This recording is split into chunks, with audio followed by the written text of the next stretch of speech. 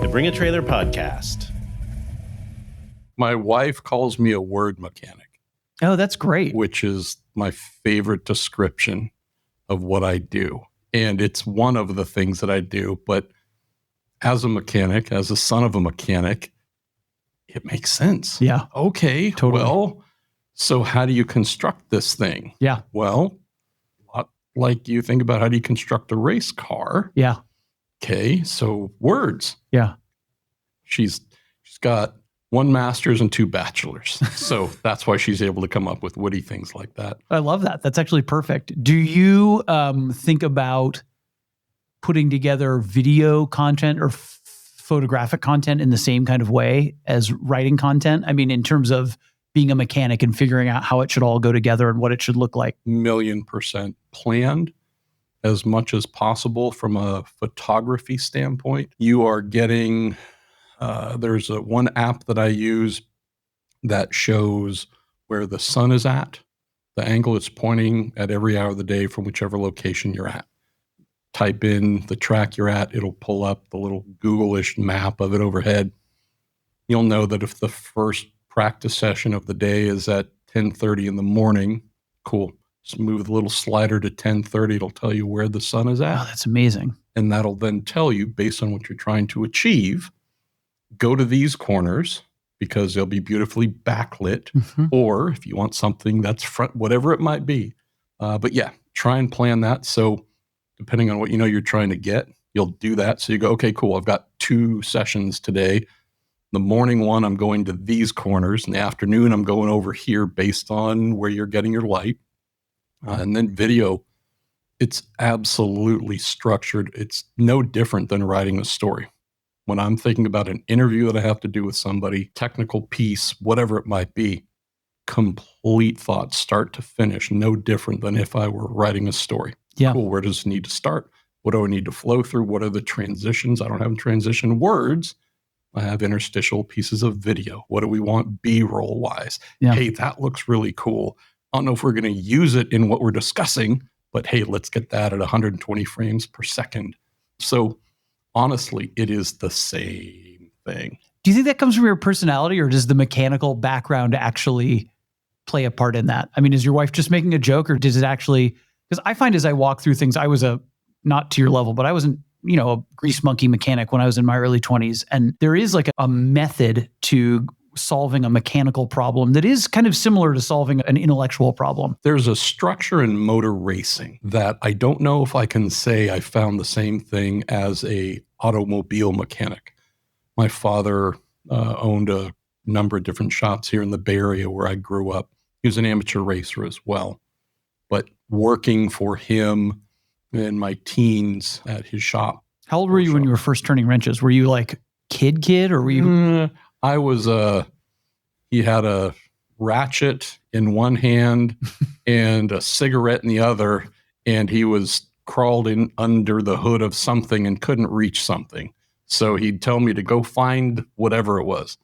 That's where I started to figure There's nothing out. like small hands. Small hands can be helpful sometimes. Yeah. And so it was more monkey gopher helper. Totally. But 14, 15 probably is when I first started using wrenches a wee bit. Did you have an interest in it right away? Or not so much in the automotive side. I did love cars, absolutely loved cars.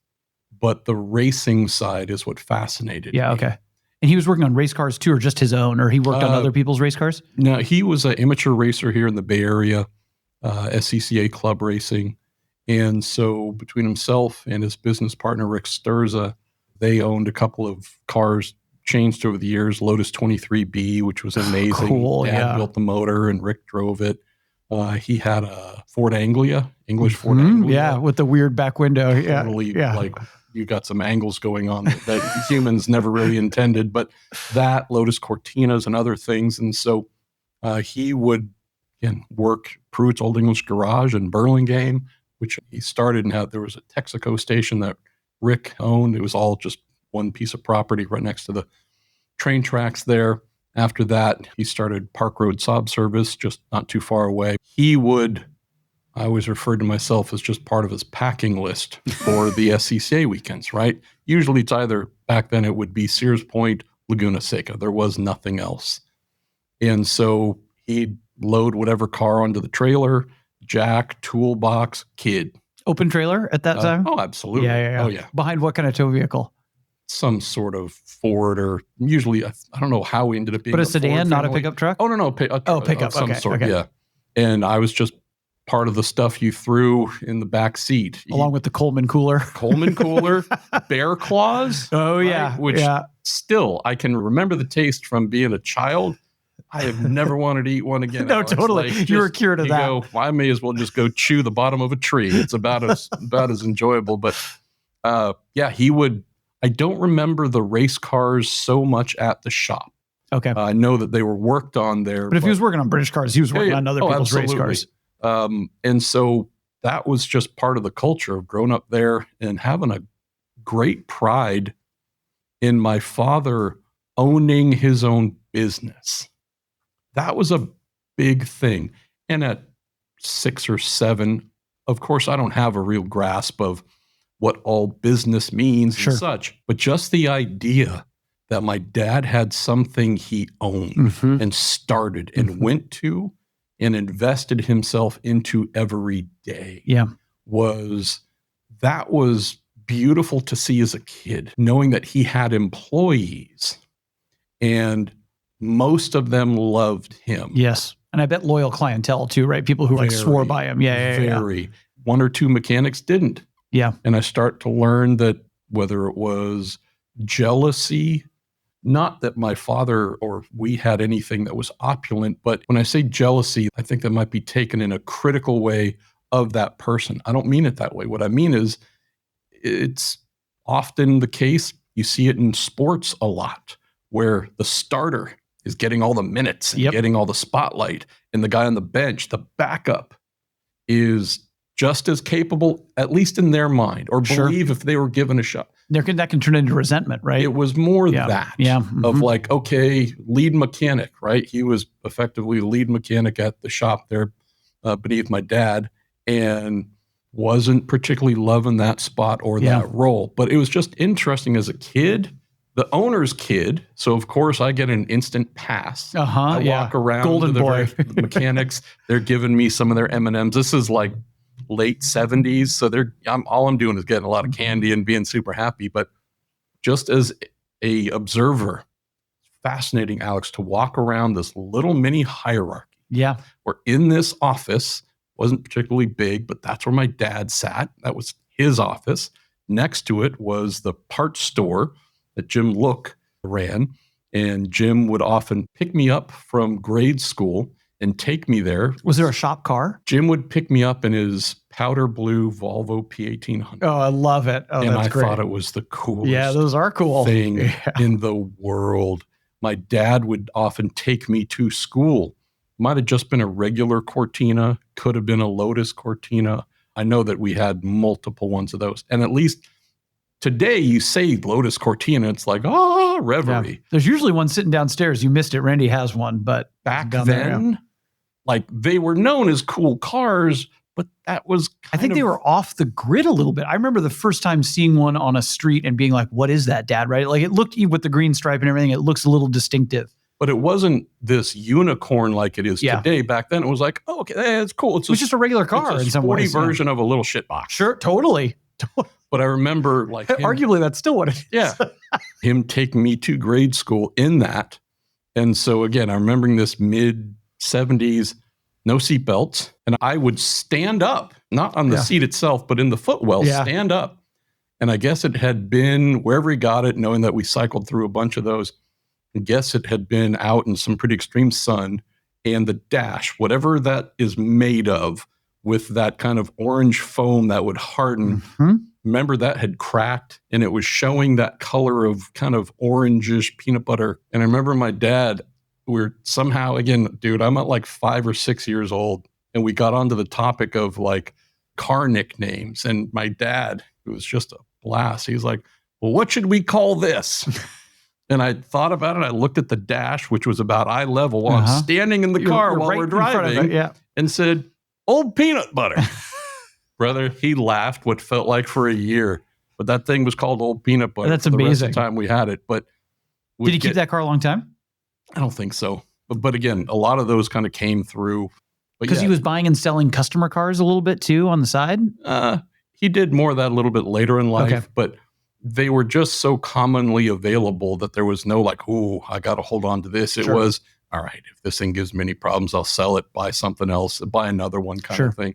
But he'd drop me off. Jim would pick me up, and I'd be there in the afternoons each day and just loved it. And it was such an educational time for me. Beyond seeing my father in this, I mean, there might have been 5 mechanics total. But they were colorful dudes, I imagine. Or was it long hair and sideburns and all that stuff? That kind of stuff. Yeah. One of them was a flat track motorcycle racer. Oh, cool. And so he was doing that on the weekends and coming back and telling stories. And truly, I'm the kid who's just looking up at these, to me, giants. Did you bring those bikes into the shop? Yes. Oh, cool. Yeah. Sometimes have one or two of them sitting No brakes or anything, right? They're real simple, real beautiful. I mean, just phenomenal. Yeah. So these were like daredevils. My dad was racing on the weekend. Rick Sturza, my dad's partner, racing on the weekends. So it was just this culture of like, were they a mix of old guys and young guys, or was it all about your dad's age? Seemed super old. Yeah. Okay. Yeah. Okay. So my dad would have been late 30s at that point in time, in the mid to late 70s. So just a case where I got to see this, Alex, where it was like, we have a family business.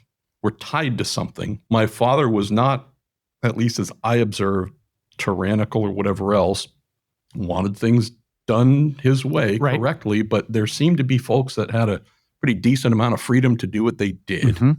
And it was just so cool being in the orbit of this shop that was ours. It had our name on it.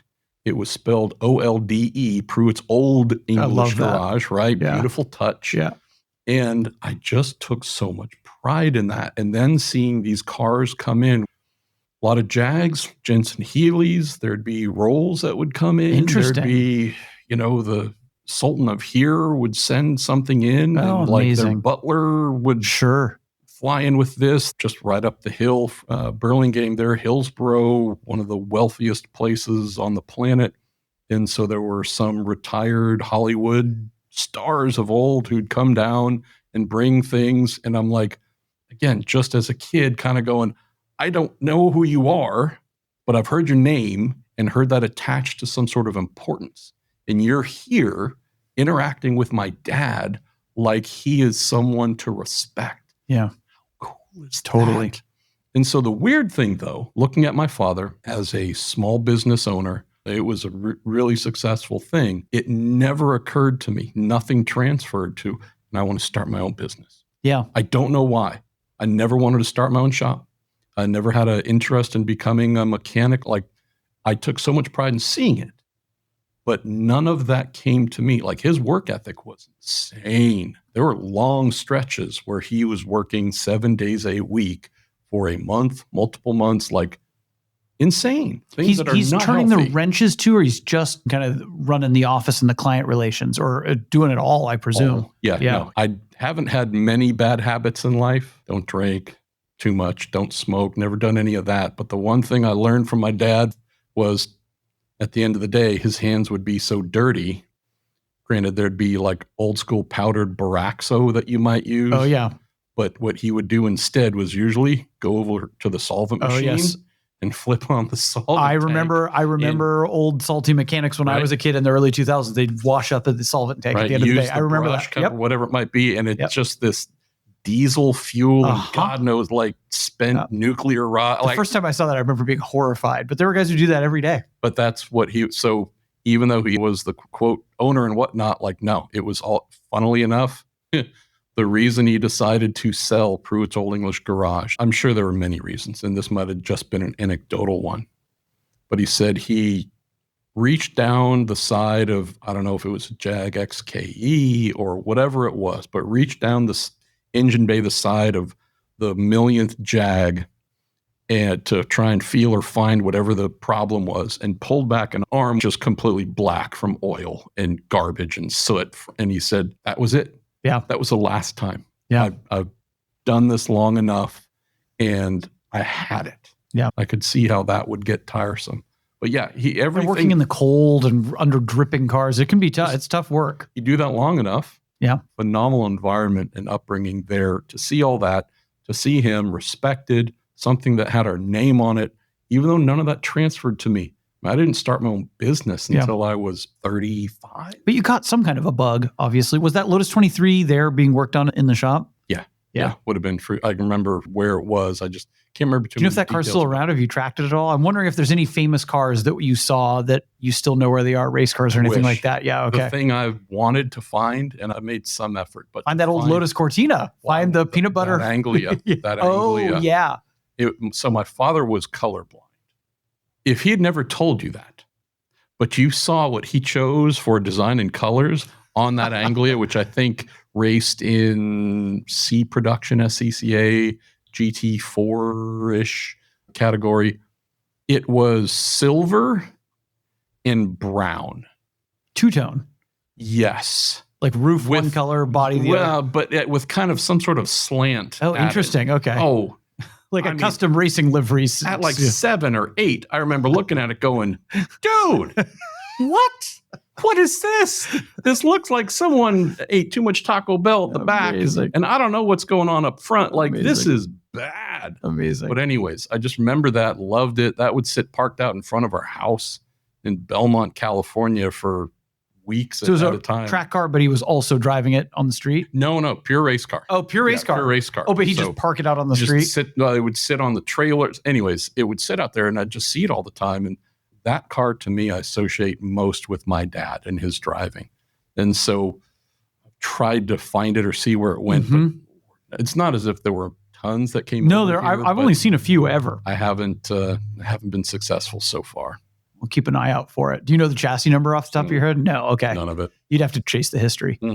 So then you're not compelled to start a business, but you still get into the racing world anyway. What's the bug or what's the path?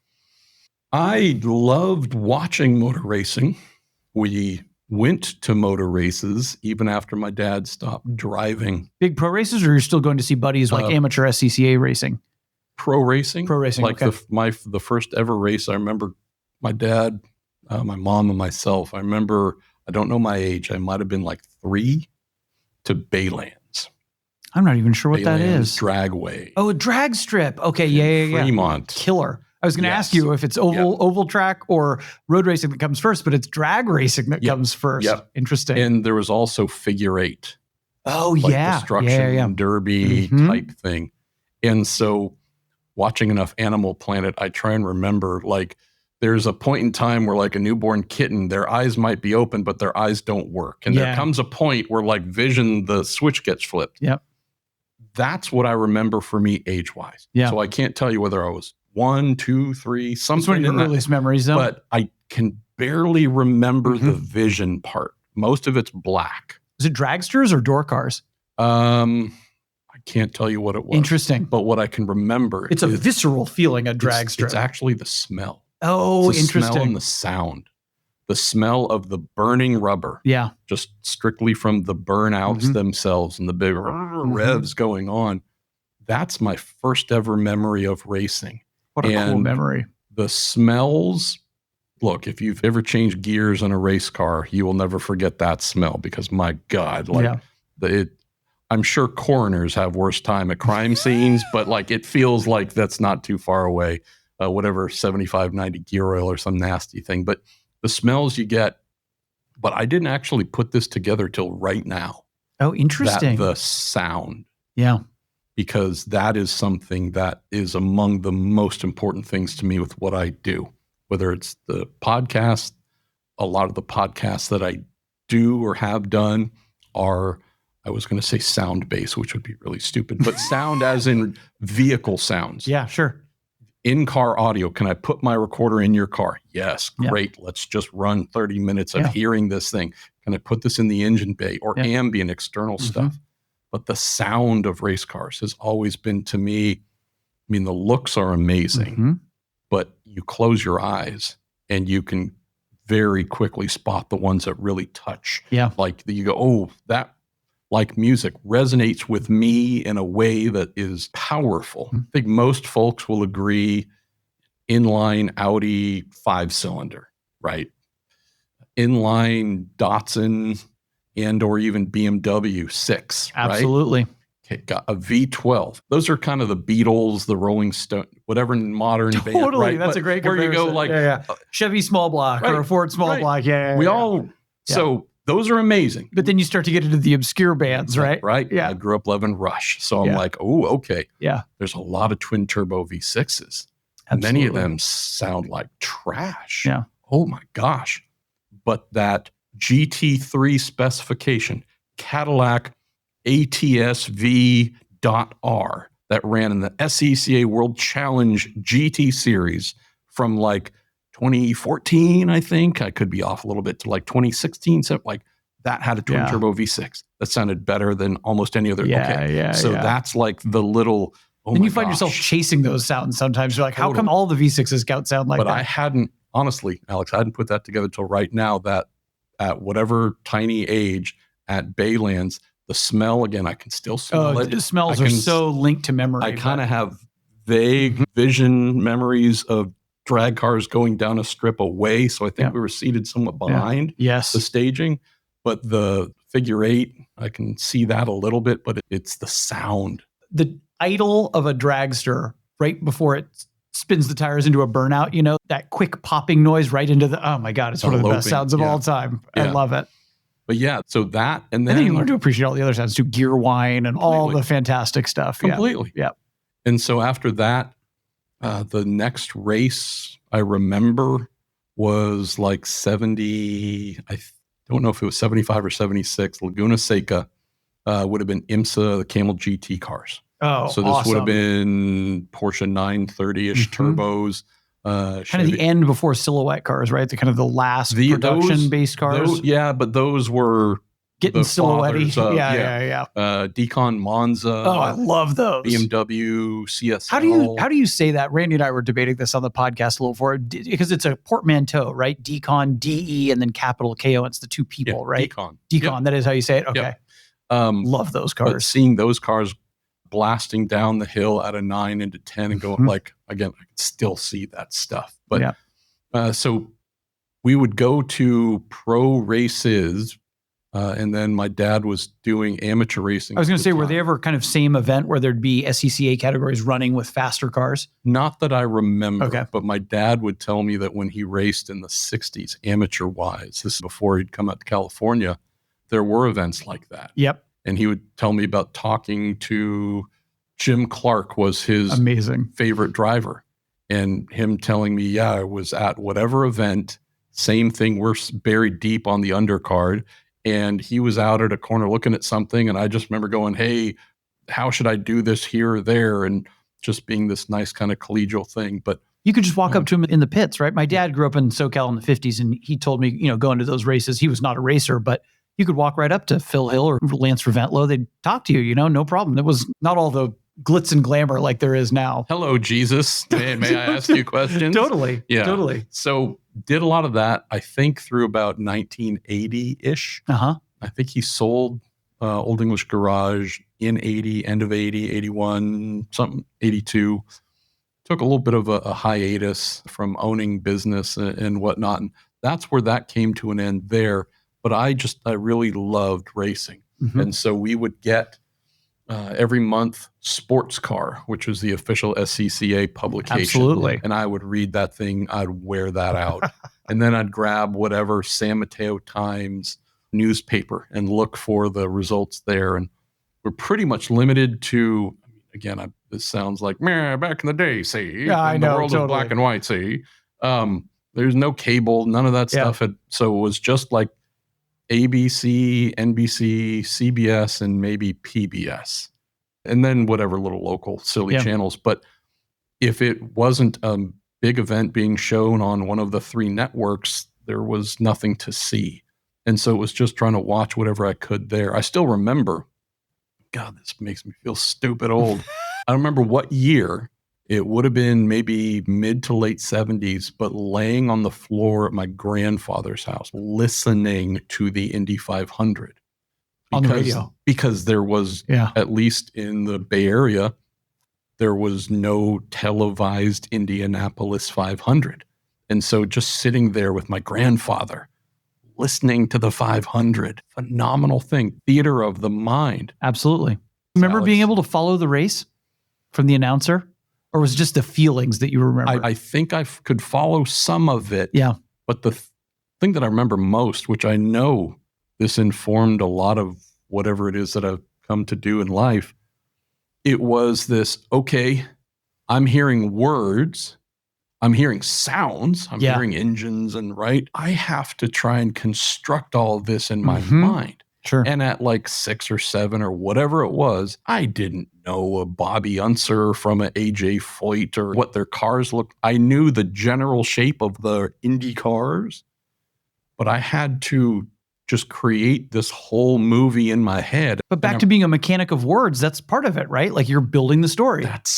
So I think it's stuff like that stands out as like, wow, in order to really make this stick, that is something that I had to do, because if it doesn't interest you, you won't do that. You won't start painting that 60 frame per second movie in your head. But I did. And I remember going like, wow, this is exciting and captivating, but I can't see it, but I can only hear it. And someone's saying words and describing, and I hear the sounds of the racing engines. So let me do this kind of mental anime thing. And I remember loving it and feeling like, although I'd never seen the Indy 500 happen in moving pictures, like I had experienced it in that way. Yeah. It was so, again, I don't know, will they drop some LSD into my milk or something, but like, it was just, I remember after it feeling there was exhilaration. Yeah. And again, years later, I'm thinking, wow, just from like radio? Yeah. But it tells you, man, great people saying words in important ways, in descriptive ways, and bringing not just color commentary, but passion. Yes. Oh, that's the key. Wow. I mean, there's a video clip, and now I'm going to out how much of a nerd I am. There's not very many videos of the old Novis running around the track, but there's old audio clips from radio, so you can hear the announcer and the Novi, but there's no video associated with it. And I've listened to those YouTube clips quite a few times. That's awesome. I just want to hear those motors run, because they had a famous sound that echoed off all the grandstands and everything, So and I've seen one on a stand, but I don't think you're going to see any of them fire up. I don't think there's any running Novis anymore. So, not that I know of. Yeah. Anyway, so you were attracted to drag racing, circle track racing, and road racing. You were exposed to all of it, which is kind of interesting. People usually kind of take a path. And I know your career has been all over the place covering various sorts of racing. Did you gravitate towards one particuah kind of racing or another? Road racing. Okay. Yeah, and sports cars particularly, or open wheel too? Both. Yeah. Okay. Funny. I managed NHRA import drag team for a little while. Like front wheel drive? All-wheel drive. Oh, interesting. Yeah. Easy Street Motorsports, Ali Afshar, factory Subaru. Interesting. WRX STI, trillion Still a horsepower. 4-cylinder? Oh, God. Yeah. Yeah. 2.5 liter. I forget what it was bought out, but just, millions. Gigantic turbo on it. Yeah. And then made a front wheel drive pro stock version. What? Yeah. Now, granted, that thing was a giant hunk of shit. No But kidding. it was still phenomenal to look at 2,000 horsepower. Am I remembering funny correctly car-ish. that some of the front wheel drive ones, the wheelie bars would lift the rear end to get more traction on the front? Yeah. Okay. Just wild. But got to do a little bit of that. But I grew up road racing. Yeah. Like Sears Point, Laguna. I'm sure there are other tracks. I'm forgetting that. But your dad sounds like he didn't travel much. You mainly stuck to the local tracks here. Yeah. Bay Area, by and large. And again, I'm sure there are others that I'm not remembering, but it would have been. When did Thunder Hill get built? How far back does that go? 94. Oh, so it's much more recent. That's what I thought. Yeah. Okay. Yeah. I think it finished the end of 93, was there for the first race. But there was this period where my dad wasn't racing, wasn't doing anything, but it's a funny full circle thing. So the second oldest sponsor of my podcast, started it 10 years ago, is Justice Brothers, makers of mighty fine automotive chemicals, lubricants, and cleaners. You've done that ad read a few times. My father's shop, Pruett's Holdings Garage, used seemingly everything from the Justice Brothers, and so had a display rack, which when the shop door get rolled up in the morning, that would get put out in front. The person who serviced all the Justice Brothers accounts in the Bay Area, at least the peninsula, was a guy by the name of Mike McHugh, and then later his wife, Kalina, helped him through Bay Area Distributing Company, bad company.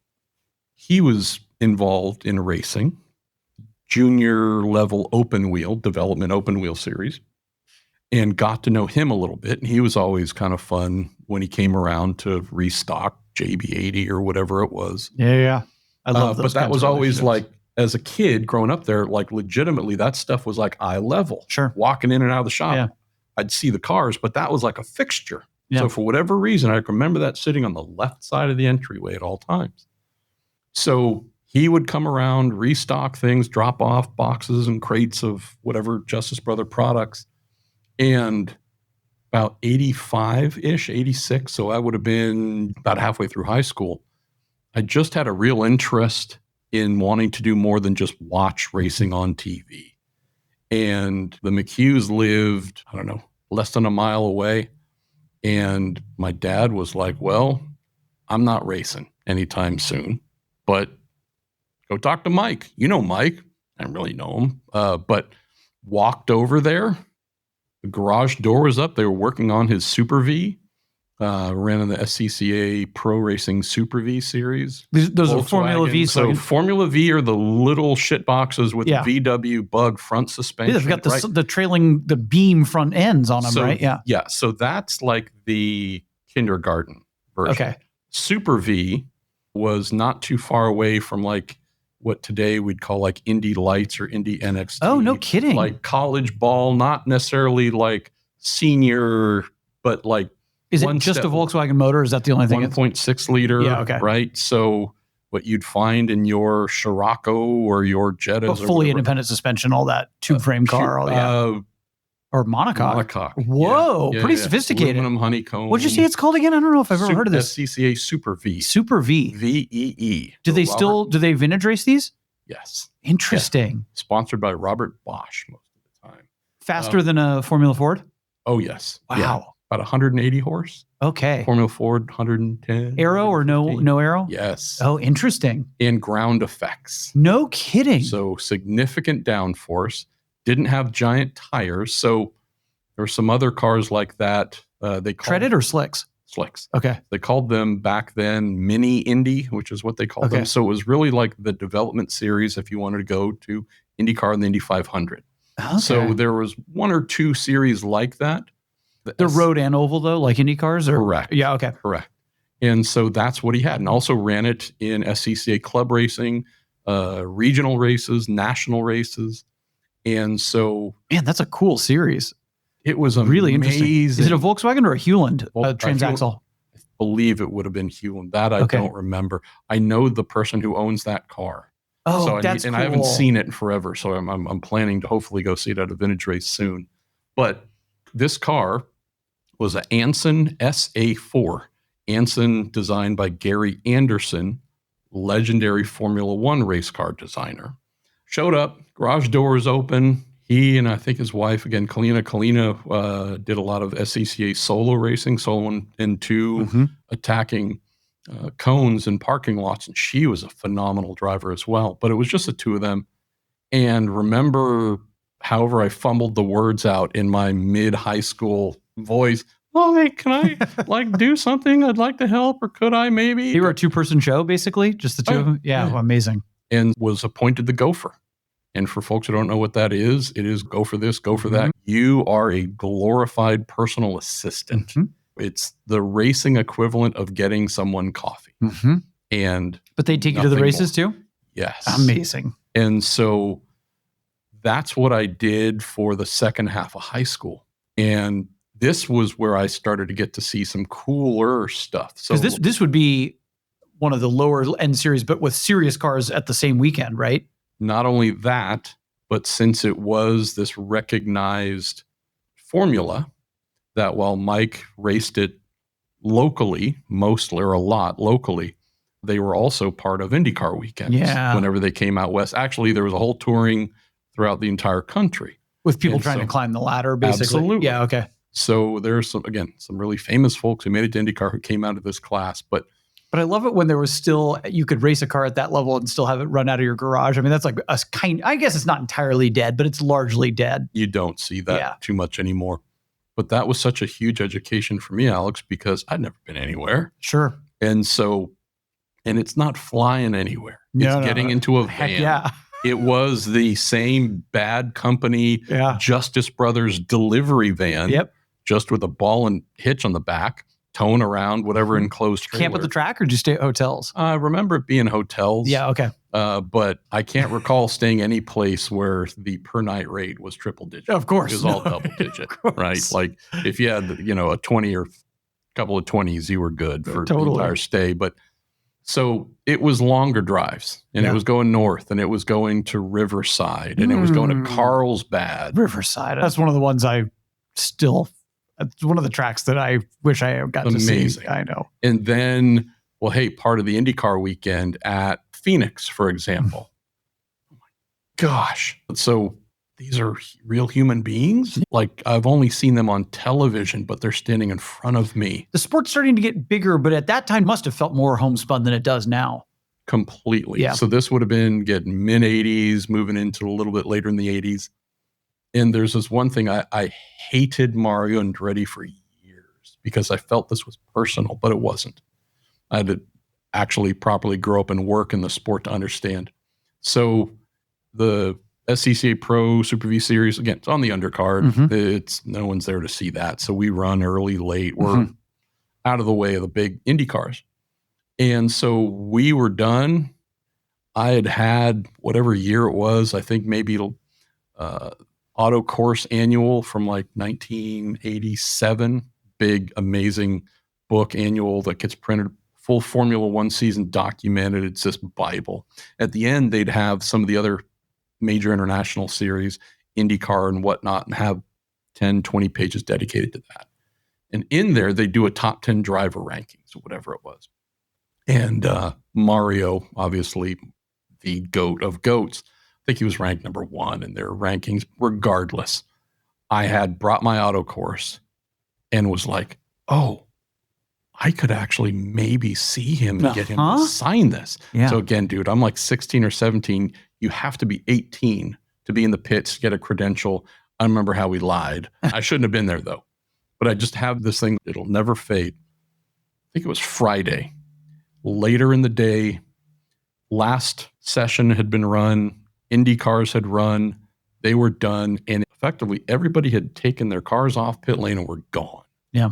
There were 2 people left, and his car was still there. Standing at the front of the car, talking to his race engineer, Tony Sakali. And I just stepped over the wall onto pit lane, which again, I should not have been doing.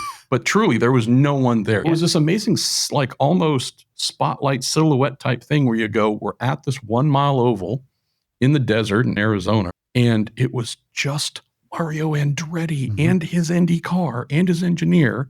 I think Mario had his Captain Morgan style foot kicked up on the tire talking to him. No one else is there, and I can't believe it.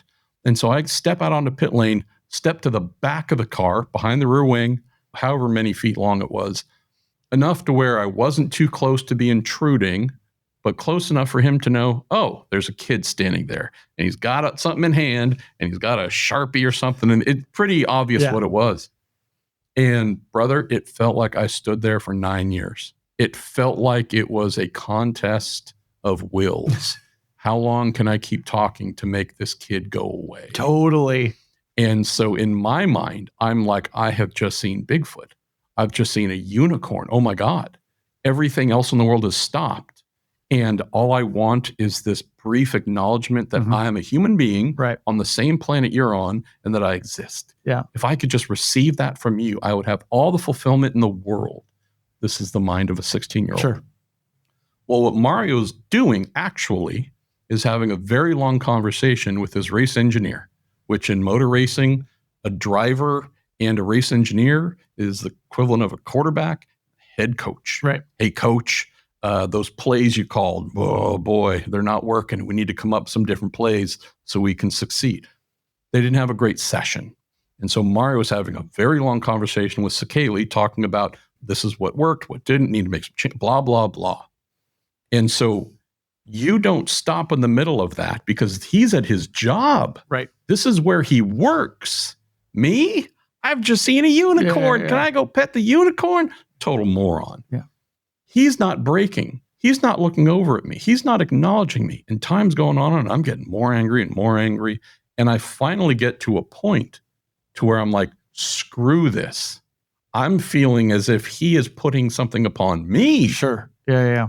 Hell am I? Yeah. And so I walk up at a point where it feels like the conversation's starting to taper off with his engineer.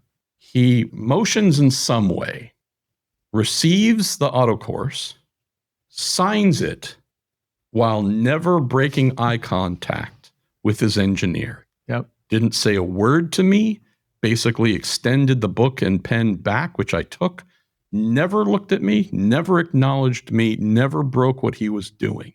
Amazing. And it killed me, Alex, because again, in my mind, all I wanted was validation from someone who was one of my greatest heroes. And I took that the wrong way for years. And it wasn't until I got into like higher level, full-time pro racing where I was like, oh no, I was a complete asshole. Where you're on the other side of it, where now you're one of the guys in the conversation, right? Absolutely. Yeah. And had I been cool instead of totally selfish, instead of standing at the back, our cat Rocky does this to me. I was going to say, is there proper etiquette for this? You have to tell me the proper etiquette. Rocky gets fed at 4 p.m. And pardon editors, you bleep away. That little fucker will find me at about 2 o'clock and start chirping. Yeah, Rocky, shut up. Shut up. And after a point, he'll stop chirping, Alex.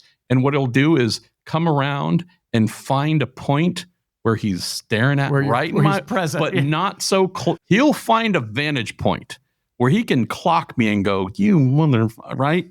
I'm staring you down. Yep. That's what I did to Mario. Yeah. Was a complete dick. Yeah. Again, I'm 16, whatever age I am. I hadn't lived long enough to fully play out the scenario, but if I'd been cool, I wouldn't have gotten behind the car and made sure I was intruding and in his general frame of view and waited and waited and waited, which puts pressure on him. Yep. And makes him think, wow, this person's a jerk. I would have just stood on the other side of the pit wall, waited however long for the conversation to end. When it was over and he was walking back to step over, Mr. Andretti, could you please? Yeah. I didn't do that. But you still have that autograph? So Uh-oh. I think it was my 25th birthday.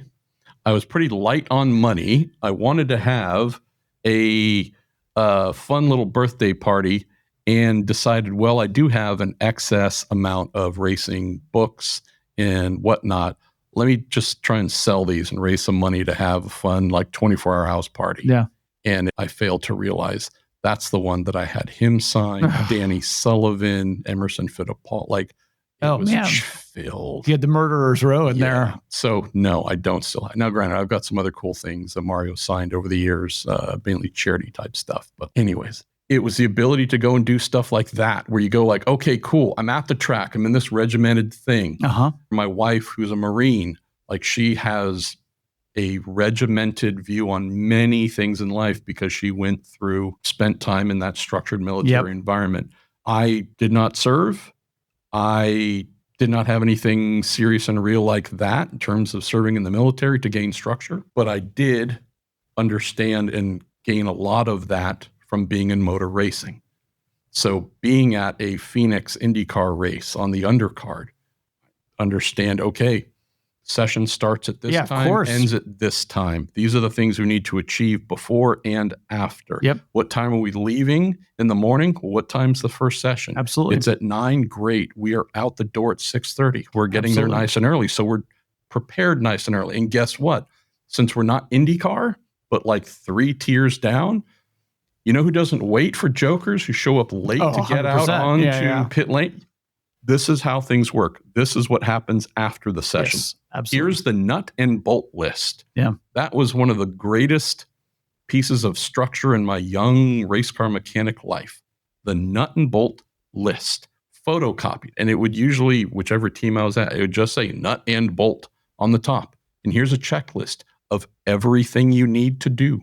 Totally. after every session. Here's a deeper, longer one after a race weekend. Sure. And I remember one of the wonderful things that happened was at the first significant pro level shop that I worked at, where that wasn't a nut and bolt list for me. That was something I had to turn in. Oh yeah. Now you're on the other side. Accountability. Totally. Hey, you said you did this. Well, there was a problem with that. Yep. So let's talk about it, because you felt strongly enough to initial this. Yeah. And that, whatever it was, broke, felt, what? Hey, oh, okay. There's no darkness to hide in here, but it's all these little things, Alex, where you go, all right, wow. Granted, I'm the crew chief on this car. Cool. Oh, but there's tiers above me and they are looking for receipts the whole time. So again, it's those little things where I'm like, you were talking earlier about how when you're approaching photography, you have the app for where the sun is. I would imagine as a mechanic, as a team manager, all that stuff, checking the weather is one of the most important things. It's the same kind of thing. It's all those little prep details that matter, right? Completely. Yep. Do you have sufficient rain tires? Yep. Do you have your rain gear? What do you have in terms of springs, anti-roll bars? Hey, what are we going to have to change before the session?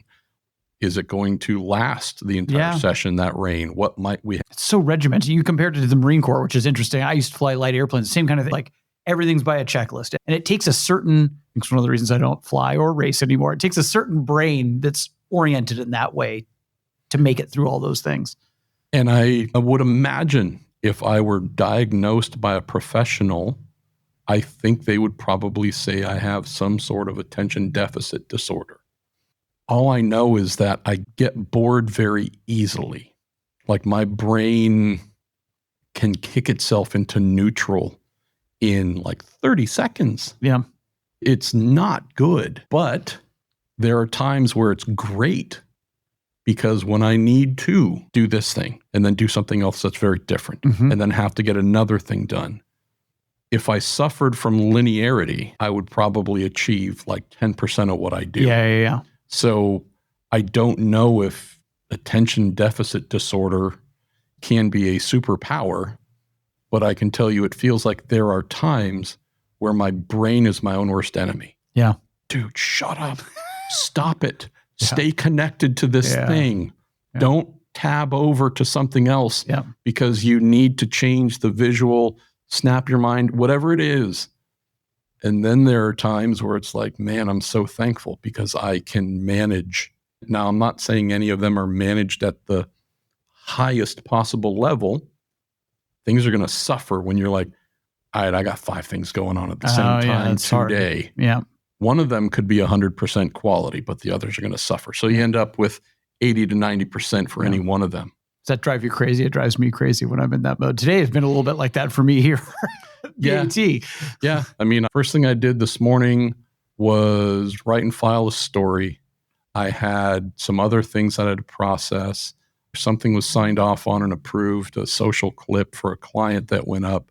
I made a separate video for the 4th of July, which I just found 2 nights ago from the Fontana IndyCar race in 2013, which gone. I was just talking about that track. That was the first place I ever drove on a track. Gone. Wow. Sad. One of the days during that IndyCar event was the 4th of July.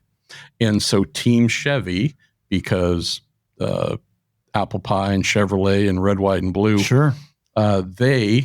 you might have seen the Formula One video from 20 plus years ago where I forget what song that the engine tuners came up with, but they mapped the motor to play a song. I don't know if I've ever seen that. In 2013 at Fontana, on whatever day was the 4th of July, they tuned the Panther Racing 2.2 liter twin turbo V6 Chevrolet powered Indy car to play the Star Spangled Banner. No kidding. And so by chance, I was looking around my video folders and archives for something, came across that, was like, what is that?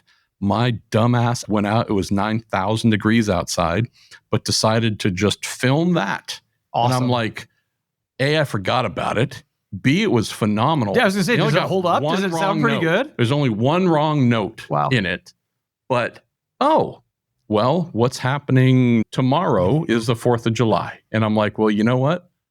That'd be a fun thing to pull back because I forgot about it. Yeah. I just happened to come across it. So farted that out and 5 or 10 minutes. So I'll post that on 4th of July on Instagram or wherever else. But like, okay, that's fun. Here's another thing that I need to do. Had to shower and shave and had to take boxes out and throw stuff away, get my wife and I ready to go. We've just been at doctor's appointments and we'll go home. I have to do a version 3 of a story for Road and Track. I probably sound like a dick for saying this, but I'm being honest. This has been a relatively easy and manageable day. Okay, well, that's good. At least one of us is most days is a little bit more intense that way. Yeah. I could not handle that. Some friends of mine, some folks have been great mentors, crazy linear. Yeah. They could not do this variety of stuff, but I also couldn't do what they do. Yeah, well, I appreciate that I need to work on this, that you have the gratitude for, I am who I am. And, there's parts of that are delightful, parts that you have to kind of work around. But, harnessing whatever skill sets you have into the right mediums, got to try to be as pragmatic as you can about that and grateful for what skills and talents you have and kind of where fate has led you to. You've had such a fascinating life. Talk to me a little bit about, we spent a lot of time talking about racing, about how that pivots into journalism, how do you pivot from being on the racing side to writing about racing? So when I was 15 or 16, I forget, I think 1986, was going to high school, was doing some of this club racing, a little bit of pro racing type stuff with Super V and Mike McHugh and whatnot. But that was just like whichever weekends. In between, I needed real money. So I got a job bagging groceries at Safeway and saved up $200 and went to the camera store there by my high school, Carlmont, and bought a used Canon A1, AE1. I forget, it was stolen, unfortunately, but that and like a 70 to 210 zoom. And oh my gosh. And this is like not digital, but actual real 35 millimeter. And so would bring that with me and start shooting. And it also got me into a lot of trouble because I'd be at the track as a mechanic doing whatever thing. Not with the journalist pass or anything, right? Correct. Yeah. But the minute that something was on track that I thought was amazing, like GT1 cars at a SCCA, whatever, these big screaming Corvettes or an Indy car, whatever, my monkey ass Alex would be gone. And since I would have a credential or a hard card or something, they'd let you through, and I'd have on the crew shirt and clothing that looked right. No one's asking any questions. Yeah. I'd get out to a corner and sometimes the real pro photographers would get mad. Yeah. I remember one dude basically elbowed me out of the way, which pissed me off, but it was just pride, but he should have. But he was like, what's an Indy Lights crew member doing out here shooting IndyCar? And I'm like, don't say that too loud, because there was some sort of official behind who heard it and kind of looked at me and said, yeah, why the hell? Next thing you know, I was no longer shooting there, Alex. But I'd bring that with me and I'd shoot and just learn to love photography. And read a great book, John Blakemore, Terry Griffin, who's a good friend of mine. He has an amazing shop over in Berkeley, but there are these amazing photographers who went throughout the world. Formula One, this book called Freezing Speed that I read. Oh my God, like it was an instruction manual. Yeah. But I do that, love the photography side, shot stuff. Some of it was semi-decent, but the word side, my father stuttered. And I don't know if there's a scale of stuttering, but if we used 1 to 10, conversation with him was normally pretty clean and clear. But when it intervened, it had the feeling of like intrusive traction control on sentences. And so it would be at a level 3 or 4 sometimes. And he'd stutter, and he'd had this since he was a kid. And so what he did was read the dictionary. Because if the word happy was a word that he would stumble on and knew, something that he just, again, figured out over years, every time he tried to say happy, maybe the H, catch the H. So he'd read the dictionary and say, what's another word for happy? Oh, interesting. What's something else I can replace that with that won't trip me up? By the way, that's very pragmatic. That's very mechanic of words. Yeah. And so my father, who did go to college, I don't believe he ever graduated, went to University of San Francisco. He was this massively intelligent, incredibly well-read person, but also had this phenomenal vocabulary, not necessarily by love of words, but, I need to know 2 to 3 words for each air quote word. What are my options? Vocabulary by need of practicality is fascinating. And so if you think of a sentence or a paragraph as something that had multiple minefields in it for him, he would have to think about alternate words to use to avoid those little landmines. And so it was from that, I'm like, oh, cool. Let me do the same kind of thing and look at some alternate words. And obviously in the time we've been speaking, clearly I don't remember many of them because there is no eloquence coming out of my face. But it was just such a wonderful construct, Alex, to think of like, oh, there's mental dexterity with words. Yeah, absolutely. And then he would do things like, say, we subscribed to National Geographic, kept all of them. I loved reading that. But he would find, say, a full-page ad or something that he thought was incredibly well written. Oh, interesting. And he would take that and put it in front of me and say, read this. And I'd start reading it silently. You go, no. Read it out loud. Read it to yourself, but read it to me. And I'd do that. And it felt awkward. I'm like, why the hell? I'm 9 years, whatever age. Why the hell is my dad having me read the back of a stupid advertisement on National Geographic? But for him, there was a lyricism. When he found things that he knew would flow from the first word to the last, that he could get through. Again, more than just a simple 10-word sentence, but something that was crafted and would take 30 seconds or so that he could appreciate, because whomever wrote that understood the flow, a lyrical style. He'd want to stop me and say, read this. Yeah. And it wasn't because he was wanting me to appreciate those words specifically. It was, aha, my dad's helping me to decode things. Sure. Now I'm seeing the world through his eyes. And this limitation, and for him, it was a limitation. He treated it as such. Some folks might not give two farts. Hey, I stutter. I don't care. Deal with it. Sure. Our conversations might take long. I don't give a crap. For him, he was a little self-conscious of it. So for him, it was a limitation. But it was, okay, cool. I need to look at words in a very intentional way because that's what my father has to do.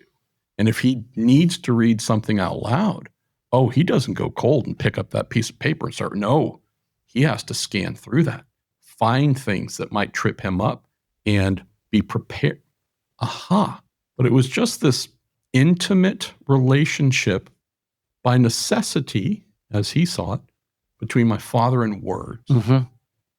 So that's the house that I grew up in. And so I loved writing by chance. It could be a total coincidence. English class in high school, I really enjoyed. And by the early 90s, in another pro racing series that I was working in, a friend of mine, Margie Smith-Haas, who's legend of racing, first American woman to race at Le Mans, first American woman to win an American professional road racing championship, all these things. She had really good connections in the publishing world and told me, hey, it was the first pro race at Thunder Hill. Nice interesting. There we go. Where northwest of Sacramento, there's nobody there to write a race report. On Track Magazine's looking for somebody to write a 200-word race report, and they're willing to pay $50. And I believe I was the crew chief on her car, and I think it was the race where she won the championship. Oh, wow. I could be misremembering this. But I ended up doing that, and I still have that issue. Amazing. I might have 1 or 2 or 3 copies of that I've collected over the years. But first time you saw your name in the byline. Yeah, and it's terrible, right? I mean, it may have well just been a gorilla scraping things onto a wall, but it was a crazy concept. Okay, someone needs words. Yeah. There's a commodity here where if I give them words, they're going to give me dollars. Whoa. And nothing happened after that for a really long time. But I just remember that. Planted that seed and you already had it in the back of my head. And I'd never thought of anything like that. Yeah. But by the end of 2001, I'd been doing this pro-ish level, worked in IndyCar, worked in IMSA, worked in all kinds of stuff, did 5 Indy 500s and all kinds of things. Been doing this like half my life, Alex. So I was 30-ish. Yeah. I'm born in 1970 in December. So basically, whenever I think of the year, I have to subtract one to know my age for most of the year. But so I would have been 30 for most of 2001. And I just realized I'd effectively been doing this and traveling for half of my life. Amazing. And while I was still young, I just realized that while I didn't have a ton of success, I preferred working for smaller teams, medium-sized teams. I had an opportunity to work for one bigger team. Didn't go after it, but I don't know if I was truly good enough to do that. I wouldn't have lasted very long because, again, there you have to be a little bit more machine-like. Absolutely. Right? Not bouncing around to a lot of different things. But I just gotten to the point where this annual thing of like, hey, the racing season's over and will I have a job next year? Totally. Am I packing up my tool? Whatever it might be. That had lost its appeal. Of course. By 30. And I realized it's still not very old, but I just found myself where it was like, okay, been doing this for a while. I can keep doing this for a while, but I feel like I could become what I referred to as lifers. I felt like I'd reached that pivot where if I, whether it's staying with this team or finding whatever it was, come back in 2002, I kind of feel like I'm buying into this being the rest of my life. And you bounce team to team forever, right? Is that that, or it was more the things that you struggle to have. Hey, I've got a girlfriend. Okay, now I don't have a girlfriend. Yeah. Why? Because it's a transient life, right? Hi, I'll see you at some point in time in the future. Totally. Can't really have pets. Yeah. Right? My father and stepmother had moved away up to the Sierras. Didn't have any other family. Like, not saying I didn't have any friends, but it's just a case of like, if you want to live a fully expressed life, it can be very hard to have a family, have pets, have relationships, like just things where you go, this is a constant when your life is constantly in motion. Yeah. And so I reached an age where I'm like, I feel like I'm good. I feel like I can step away, and did, and ended up meeting my wife in April of 2002. I don't know if we really liked each other a whole bunch at the time, but we reconnected and kept dating a little bit and ended up getting engaged in December of 2002. But during that time, found temp work, did some wild things, like was a personal assistant to the comptroller at Lucasfilm. Amazing. That's kind of cool. Kind of interesting. But here's the thing. So I was a mechanic, a team manager, an race engineer. I did a lot of things. Not a single one of those really apply to normal life. Yeah. Unless you want to go to a dealership or a specialist place and be a mechanic. Yeah, of course. Or be a service writer. Yeah. And honestly, man, if you have just spent the month of May at Indianapolis helping to make someone go 230 miles an hour, whatever else. Yeah. Tough to go to the local Next Ford parts station department. in life. Yeah. Power washing the back of a Daihatsu, whatever it is. Like you go, no, man, I don't know if that's it. I'm good. So that was the big question mark. I know I don't want to keep doing this because I'll do this for the rest of my life if I don't jump off now, but nothing really applies. And so I had a variety of temp jobs and ended up getting a 2-month contract at a biotech firm in Berkeley. One of the worst biotech firms ever. Like my wife always jokes that they made bioburden, which is the name for when you're trying to make a drug and you mess up and it gets infected or whatever. And instead of the thing, you get like green toxic sludge. Seemingly that's all we made. That's where I ended up on like a 2-month contract. But it was cool. It was on the production side, going into the manufacturing suites and the processing suites. And I'm like, okay, parts and pieces. Here's this big still, and it has this connection point, and it needs to go here, and it's this kind of pressure involved, and gauges. And I'm like, okay. You get that. This is, it's maybe a little bit more like a steam engine on a train, but okay, I can see some of this. And whichever manager there kind of was like, hey, would you want to do this? And I'm like, honestly, my guy, yes. And I think it paid like $30,000 a year, which was a lot less than what I was making. But since I was the kid bagging groceries, this is effectively the first like real world job I've had at 30, 31, whatever it was. And did that for 4 years, 5 years, something like that. Doing anything racing on the side? Doing some Yes. writing on Oh the my side? God. Okay. Yeah. Okay. Oh, Alex. Yeah. Yeah. So, okay. And in your job, you get X amount of vacation days or weeks per year, brother. I might be a little late Monday morning because my flight back from Sebring, Florida doesn't land. And so that, a lot of local stuff. I spent about a year. I went to a race or two just as a fan and watched a lot of it. But it took about a year, year and a half before the old line from the mafia, they pulled me back. Yeah, totally. And I'm seemingly spending every weekend at a SCCA or a NASA club race doing driver coaching, engineering. But instead of it being big, whatever, it's like, hey, spec Miatas. Those are awesome. Yeah. Okay. So I remember one weekend I had like 5 clients or 6 clients, way too many. Yeah. But doing that or engineering here or a little formula car, whatever. But like, this is fun. And granted, making 30 grand a year in the Bay Area, that's never sustainable. Sure. Even back in the 1800s, it was probably an insufficient amount. But so that was helping. My wife wasn't working. She was going to school. She said, hey, idiot, you're going to go to school too. So enrolled at USF. So was trying to get a little bit smarter there.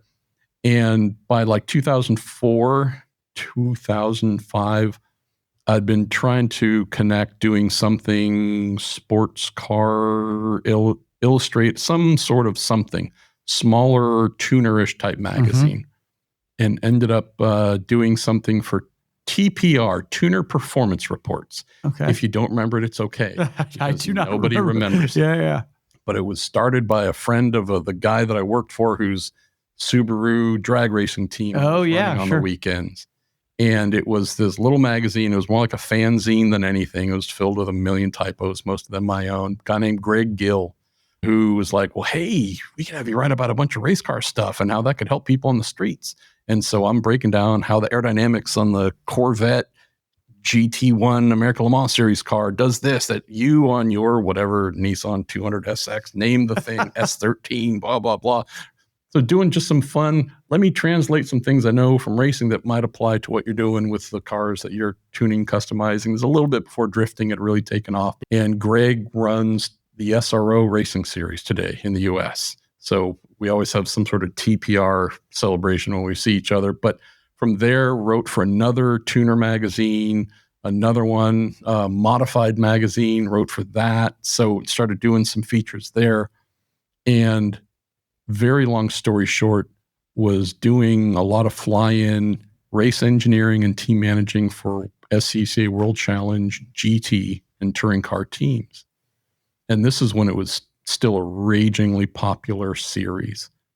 And I remember looking on, it was the Speed World Challenge series, Speed Television, Speed I TV, remember owned Speed by TV, Fox. Today it's Fox Sports 1, but Speed it was Vision at one point. Right? Yeah. 24-hour automotive and racing channel. Kind of like what Motor Trend is today, except Motor Trend doesn't really show racing except for Le Mans. But remember going, well, this is awesome. It's the Speed World Challenge series. And it's got the big Speed logos on all the cars. And then I'd go to their website and there was F all for actual race content. And so through the head of PR at SCCA Pro Racing, a guy named Eric Pruett, who's phenomenal, said, I feel like since I'm here at Motorsport Canada for this round and I'm at wherever for the next round, I feel like I could probably write a race report or something. So there's original reporting for this series I'm working in on the weekends.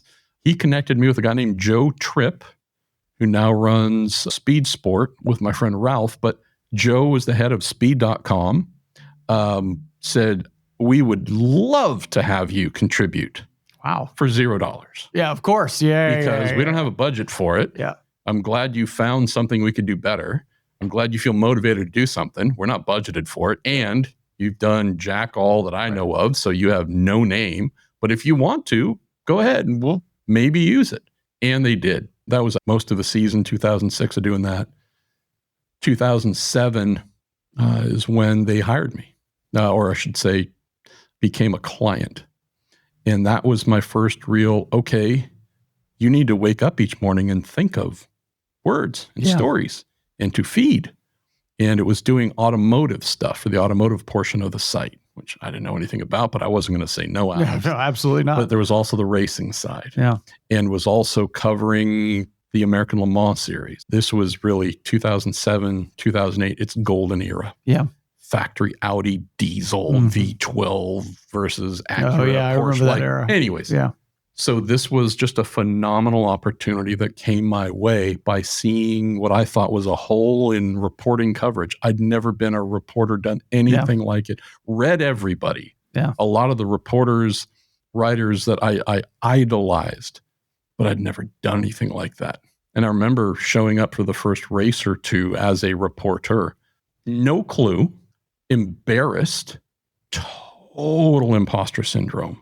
Like, I felt fine as a mechanic and all that stuff. Put me in front of a race car in a team environment, great. Here, well, those are them like smart people. Yeah, totally. They know them book learning real good. English majors. And so I was legitimately too embarrassed at some of the events to actually go sit in the media center. Wow. I would go try and find a space like in a racing transporter with a friend's team or a radio commentary team that I knew. Can I go sit in the corner over there?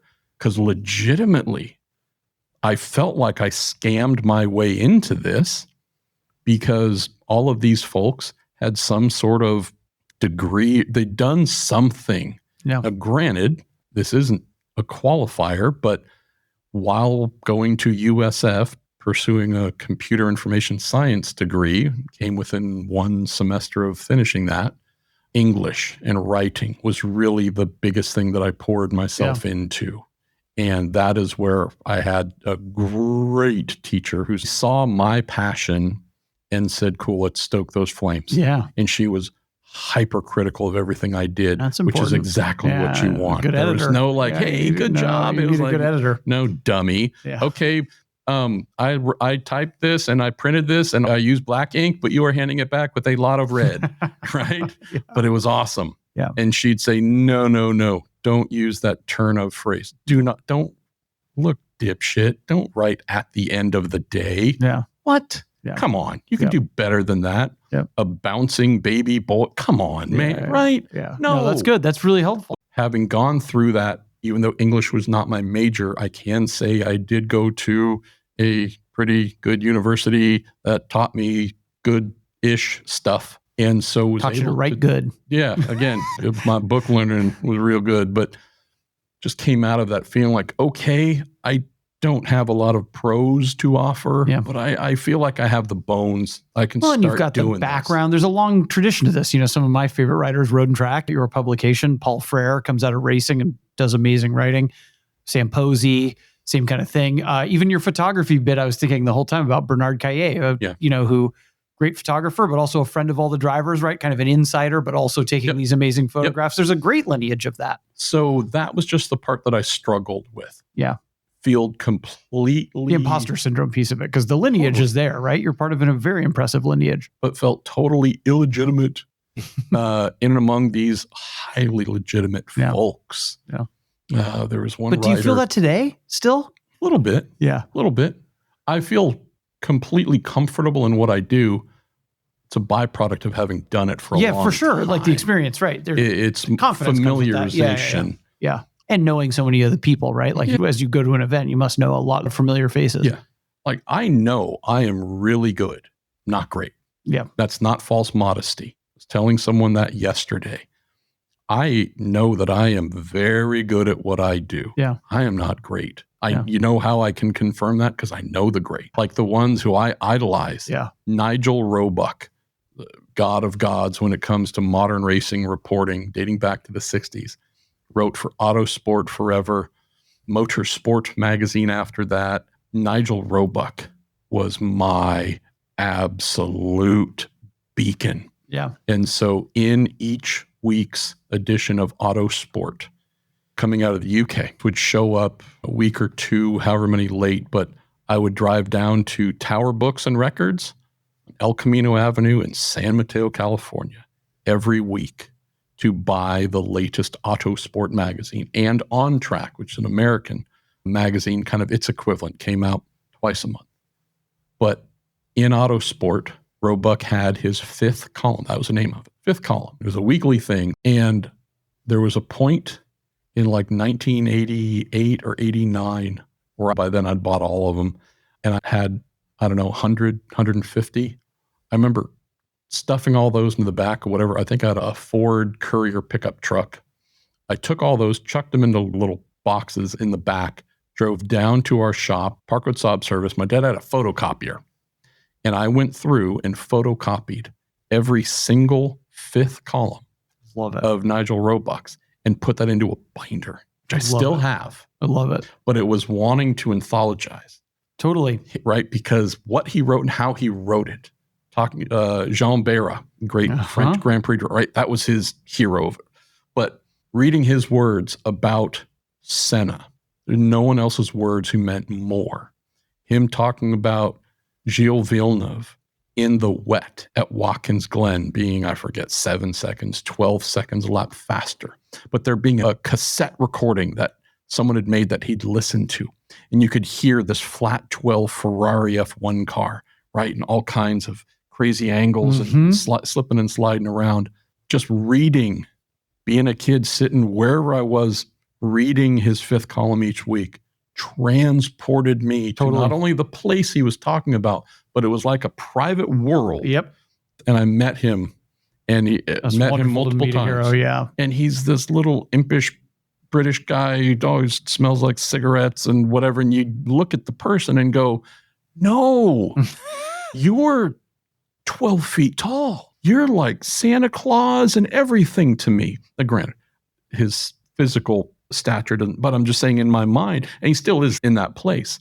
But I just remember, Alex, a good writer, a good reporter, nothing like it, can make the rest of the world disappear. Not a motorsports guy, but for me, it's Peter Egan, right? And for a lot of people, absolutely John love Phillips. For me, 100%. I can tell you there was a lot of trash issues of whichever publication he was writing for, but I subscribed to all those. Yep. And would tear out, whether it was the last page or wherever, I still got those. Amazing. But same thing. And so I just remember thinking, these are the greats. These are the gods. I'll never be like that. But I can get somewhere that I feel comfortable with my ability. I'm always been honest with myself. I know the things I'm really amazing at. There aren't many of them. Most of the things that I do, there's a photographer, guy by the name of Camden Thrasher. Great name. Nobody better. This kid came out of the Pacific Northwest, didn't have any credentials, would just shoot stuff from the grandstands. And he has an eye. I don't know how old he is now, 30-ish maybe. The other photographers who I know, Bob Chapman, Regis Lefebvre, Rick Dole, and on and on and on, all of these amazing shooters, 50, 60, however many years old, they are best of the best. Yeah. They have decades of work. Where in sports car racing in particular, maybe some of it open wheel, but if you follow this or love this, look back through any print materials or go online, you know their work because, oh my gosh, there's nothing like them in the world. And then Camden shows up and they all go, nope, you are an alien. I mean, that idea of the raw talent versus somebody, by the way, I'm a big fan of somebody who's a workman-like, very good at something, especially when you have to work towards it because you really appreciate that. That's as good as I've ever been at anything, right? Is working really hard at something and being okay at it. That's why I love my wife's description of word mechanic. Yeah. Because it fits me. Totally. Not word artist. There you go. Word mechanic. But someone like a Camden Thrasher, I look at and go, I can copy some of what you do. Yeah. I can probably shoot many of the things he's capable of shooting, that he does shoot, but only because I've been doing this long enough to know these are the settings. This is the shutter speed. It's being able to ape what he does, not because it is my innate sensibility, but you go, oh, I just heard Vernon Reid play this in a particular way on Time's Up. Cool. Love Living Color. And he played this guitar piece. Cool. I can try and copy that on my own guitar. Can't play it. Right? So it's just that. You go, no. You ain't him. Yeah. So again, I know the folks where I look at and go, yep, I'm tapping out, right? We are not having any kind of measuring contest here because I lose.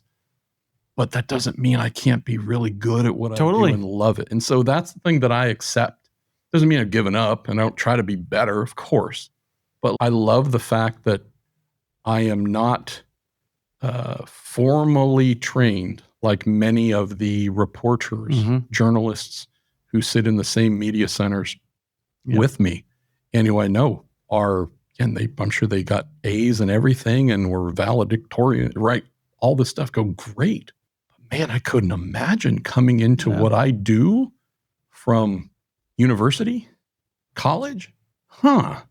What I have though is this is my actual home. Yeah.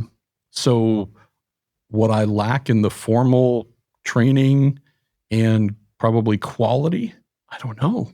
The ability to go, well, when the driver's talking about this thing and they don't like the way the car is handling in a particular way, and this is the reason why the session didn't go well or whatever else, I actually know what they're talking about because I've been on the other end of that and been the one getting, hey, idiot. Yep. Car was supposed to do this and what did you do? Whatever it is, the ability to go and talk to crew chiefs, mechanics, drivers, owner, whatever, and realize that in many instances, these were former colleagues or competitors, rivals, but the ability to talk to a former roommate on the road who's now the race engineer for the driver who's won 3 IndyCar races this year. I was an engineer in a team when he was a rookie mechanic. Cool. I can go talk to him. He's amazing, but I know him because legitimately, man, 25 years ago, we worked together. Yeah. I can go talk to this person here who, again, we might have been rivals, but at least we know each other.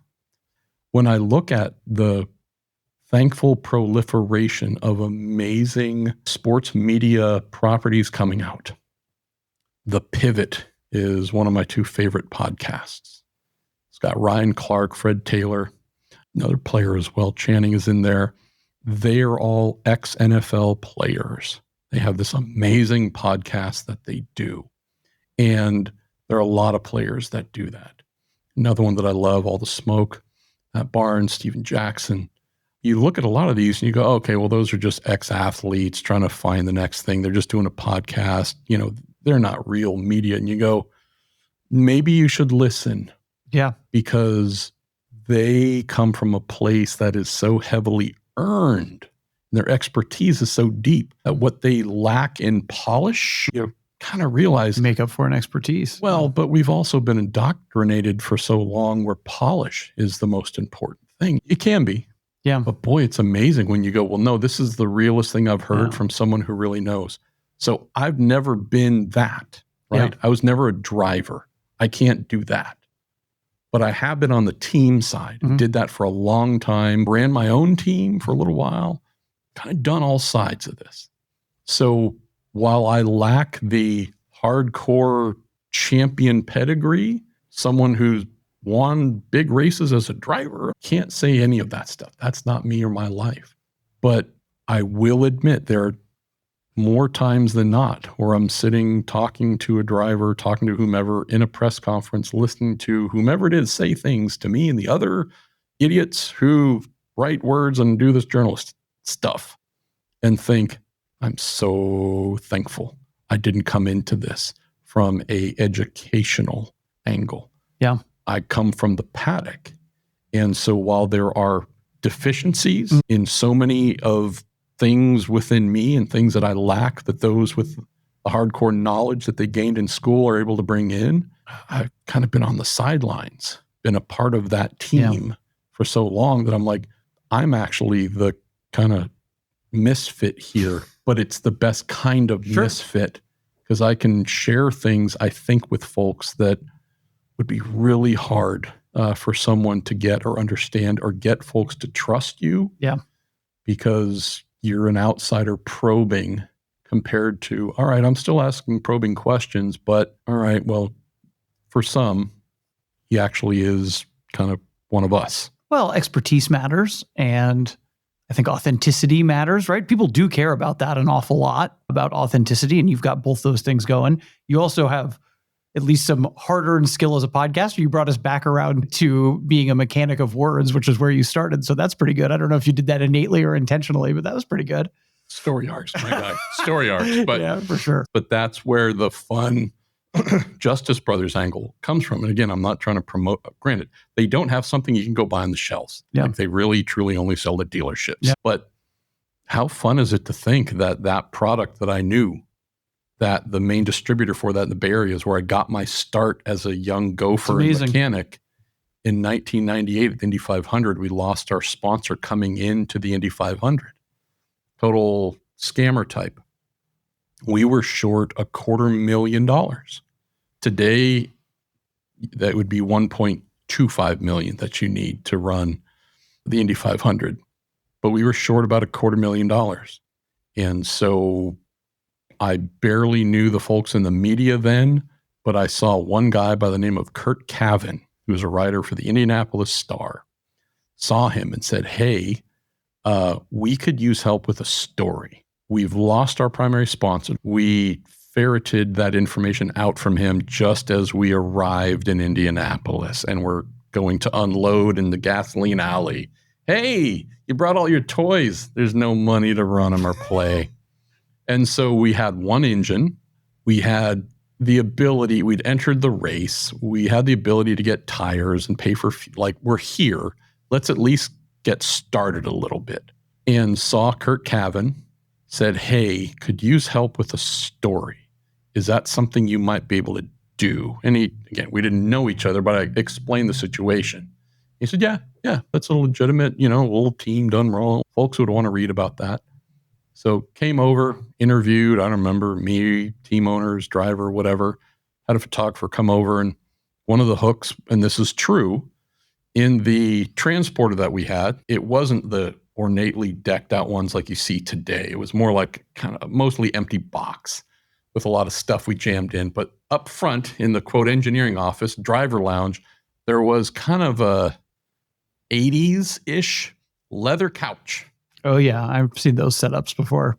And so we're like, well, we don't have any real money to deck out our actual garages and make it all look super professional and panels and false fronts and graphics, whatever.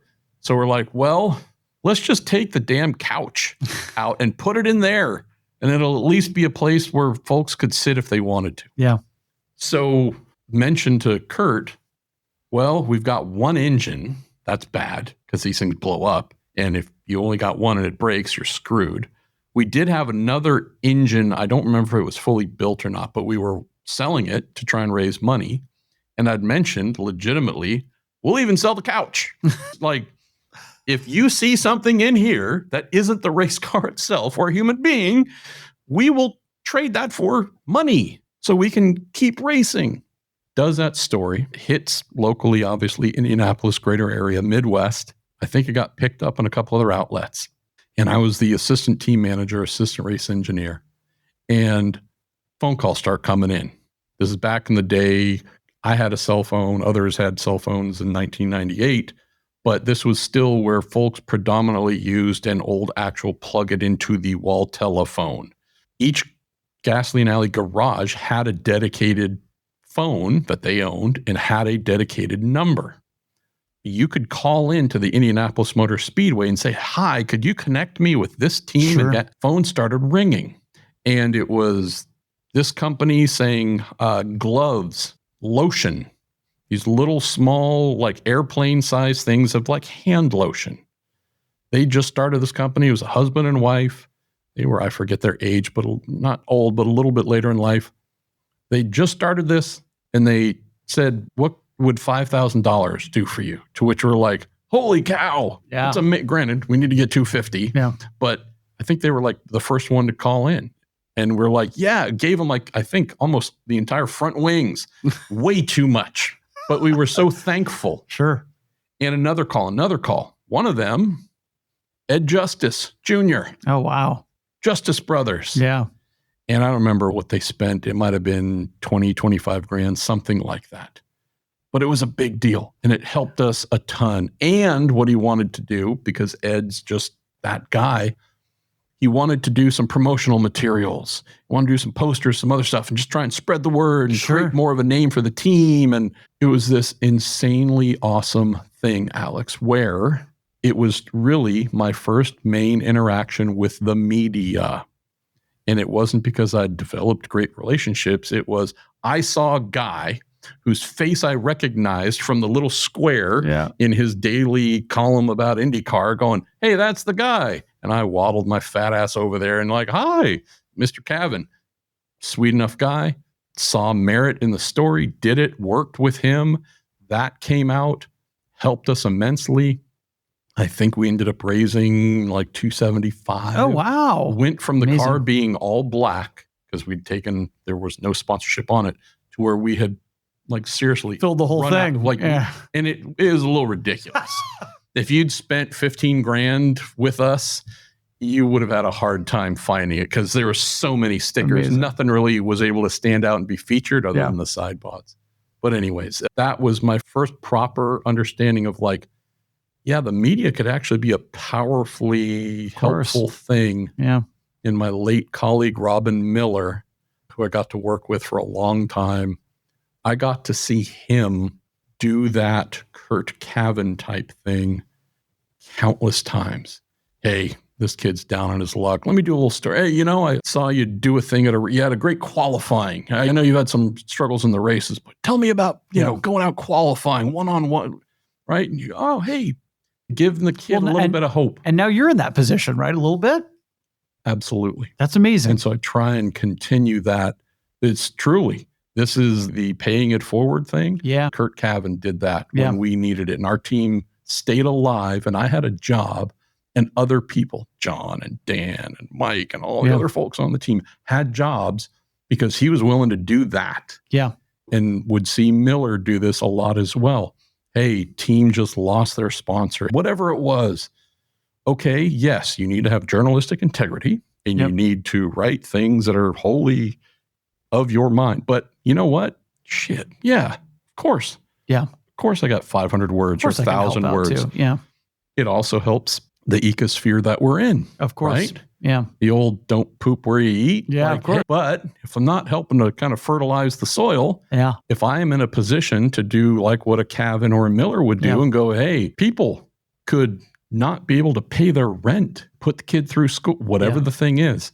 Not as if we wield a crazy power in the media, but could that story be something that helps in a real way beyond just entertaining? Hey, I read a story, it made me smile or laugh or learn something.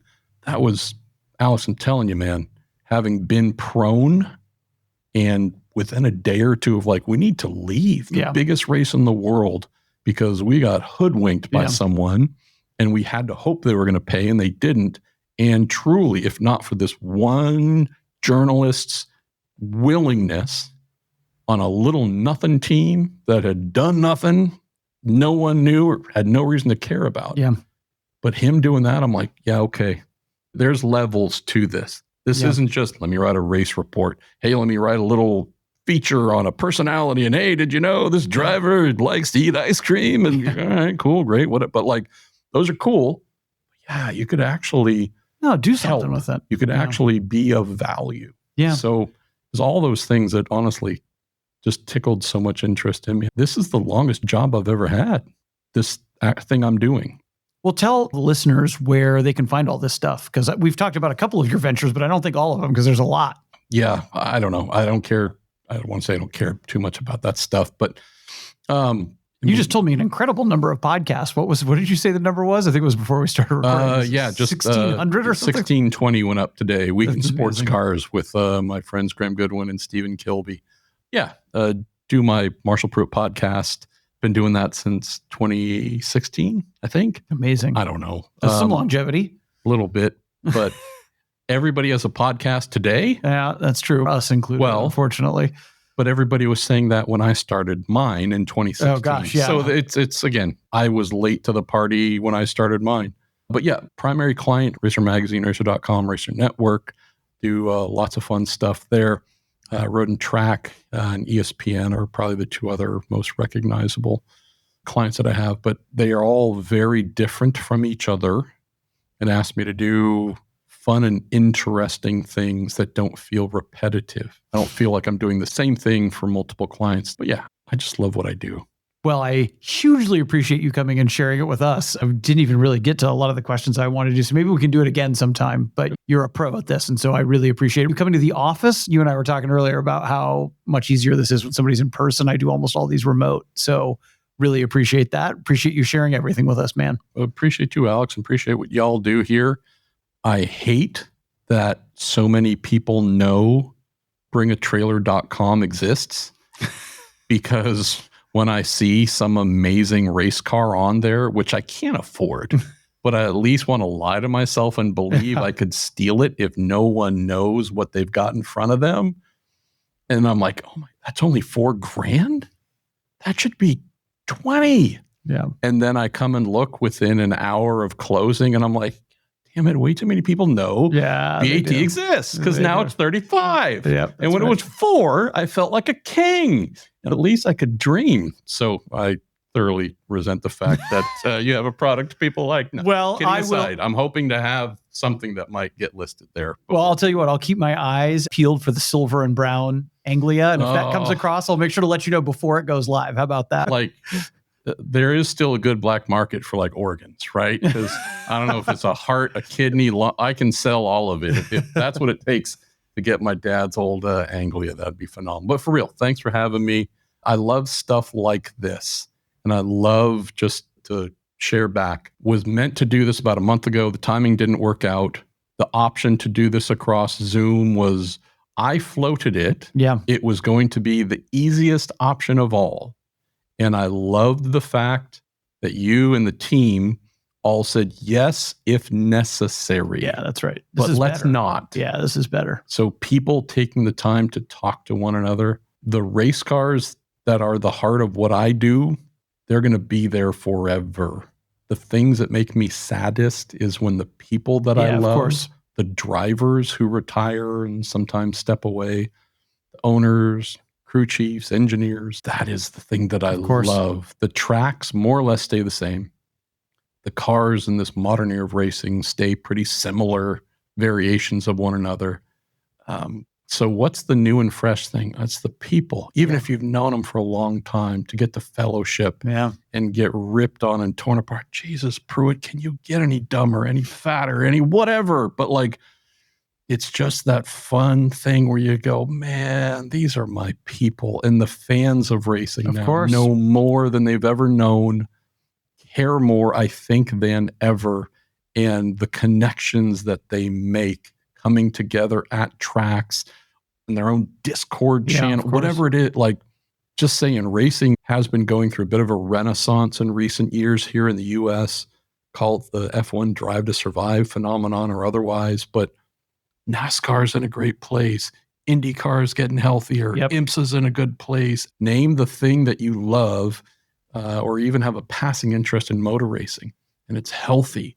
And so the cars are great and the sounds and the sights and all that stuff, but it's the community and the people. So that's the thing that I love. It always comes down to the people in the community. Instead of feeling like, well, I'm part of this little niche weirdo thing that loves this type of car or loves this form of racing. Like, no, more people know about this and love it and are coming together. So the fact that Bring a Trailer is doing more of this, I love, because it enriches the overall community. So thanks for thinking to invite me. Thanks again, Marshall. And like you said, it all comes down to the people. So thanks for doing this. Thanks to all of you for listening. As always, please feel free to send comments, concerns, feedback to podcast@bringatrailer.com, and we will catch you next time.